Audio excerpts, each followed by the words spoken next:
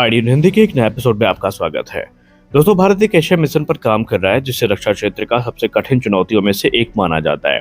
Stealth fighter बनाना मुश्किल है, advance radar बनाना मुश्किल है, लेकिन सबसे ज्यादा कठिन है एक अत्याधुनिक फाइटर जेट का इंजन निर्माण करना। और दुनिया में अमेरिका, रूस, ब्रिटेन, फ्रांस और चीन जैसे कुछ देशों के पास ही ये क्षमता है, और भारत भी इसी क्लब में शामिल होने की कोशिश कर रहा है। और इस पूरे मिशन की सफलता एक ऐसे कंपोनेंट पर निर्भर है जिसे जेट इंजन का दिल कहा जाता है। वो है हाई प्रेशर कंप्रेशर यानी HPC। आज HPC ट्रायल को भारत के स्वदेशी AHTCE इंजन प्रोग्राम के सबसे निर्णायक लड़ाई माना जा रहा है। AHTC जो इंजन है बेसिकली एम का इंजन ही है, और अगर ये सफल हो जाता है तो एमका को भविष्य में पूरी तरीके से स्वदेशी इंजन मिल सकता है। लेकिन अगर इसमें विफलता मिली तो पूरा कार्यक्रम वर्षों पीछे जा सकता है। तो आखिरकार HPC इतना महत्वपूर्ण क्यों है? भारत कौन कौन सी अत्याधुनिक तकनीकों पर काम कर रहा है? एमका के लिए इस इंजन को गेम चेंजर क्यों कहा जा रहा है? आइए समझते हैं।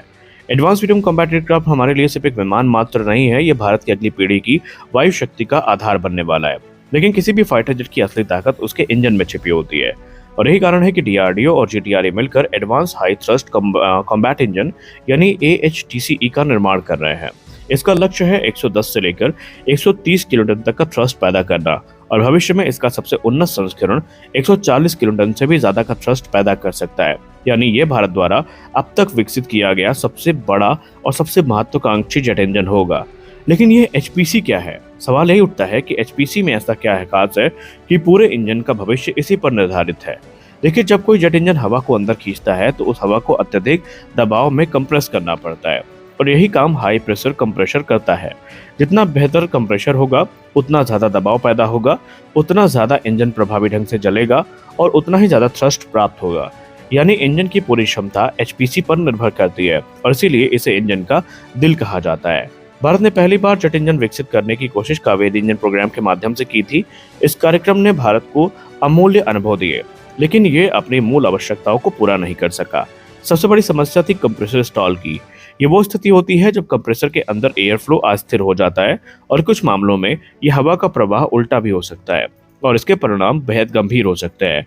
इंजन थ्रस्ट को खो सकता है, भयंकर वाइब्रेशंस पैदा हो सकती हैं, इंजन सर्ज कर सकता है, और कभी कभी इंजन नष्ट भी हो सकता है। और इसी वजह से बार बार GTRA कोई जोखिम नहीं लेना चाहती थी। अब यहाँ पर एडवांस मीडियम कॉम्बैट एयरक्राफ्ट के लिए केवल डिजाइन ही नहीं बल्कि टेस्टिंग इंफ्रास्ट्रक्चर भी तैयार किया जा रहा है। बेंगलुरु के पास राजनकुंटे में एक नया हवाई एल्टीट्यूड इंजन टेस्ट सेंटर बनाया जा रहा है, और ये सुविधा बहुत महत्वपूर्ण होगी। यहाँ जमीन पर रहते हुए उन परिस्थितियों का निर्माण किया जा सकेगा जो वास्तविक युद्ध उड़ान के दौरान हजारों फीट की ऊंचाई पर होंगी। रिपोर्ट्स के मुताबिक ये टेस्ट सुविधा लगभग 40,000 फीट की ऊंचाई जैसी परिस्थितियों को सिमुलेट कर सकेगी। ये वही स्थान है जहाँ पर AHTCE के महत्वपूर्ण परीक्षण किए जाएंगे। अब बात करते हैं उस टेक्नोलॉजी की जिसने पूरी दुनिया का ध्यान आकर्षित करवाया है। वो है सिंगल क्रिस्टल ब्लेड टेक्नोलॉजी। ये तकनीक दुनिया के इस बहुत उन्नत जेट इंजनों में प्रयोग की जाती है। सामान्य धातु ब्लेडों में हजारों माइक्रोस्कोपिक ग्रेन बाउंड्रीज होती हैं, उच्च तापमान पर यही कमजोर पड़ जाती हैं। और लेकिन अगर हम सिंगल क्रिस्टल ब्लेड्स की बात करें तो सिंगल क्रिस्टल ब्लेड्स में ऐसी सीमाएं नहीं होती, जिससे ब्लेड अधिक मजबूत बनते हैं, उच्च तापमान को सह सकते हैं, और इंजन की दक्षता कई गुना ज्यादा बढ़ जाती है। DRDO की DMRL लैब ने इस क्षेत्र में महत्वपूर्ण सफलता हासिल करी है। बताया जा रहा है कि ये ब्लेड 1500 डिग्री से लेकर 1700 डिग्री सेल्सियस तक से अधिक तापमान को सह सकती है। अब इसके अलावा हमें यहाँ पर 30:1 का प्रेशर रेशियो भी देखने को मिलता है, जो काफी महत्वपूर्ण है। आधुनिक जेट इंजन की ताकत केवल थ्रस्ट से नहीं मापी जाती, बल्कि एक और महत्वपूर्ण पैरामीटर होता है, वो है कंप्रेशर प्रेशर रेशियो का।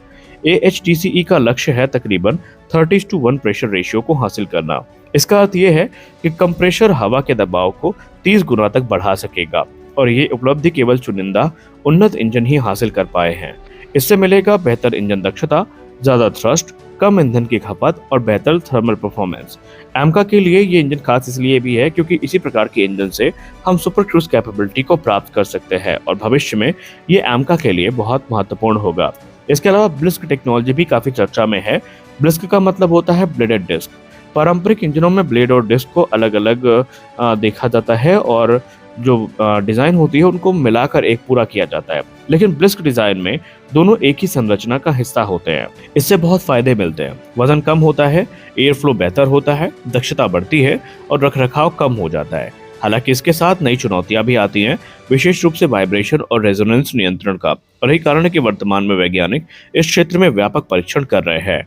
अगर ये सब कुछ सही हुआ तो भारत एक उन्नत इंजन सफलतापूर्वक विकसित कर सकता है। तो इस वीडियो में बस इतना ही, मिलते हैं अगले वीडियो में।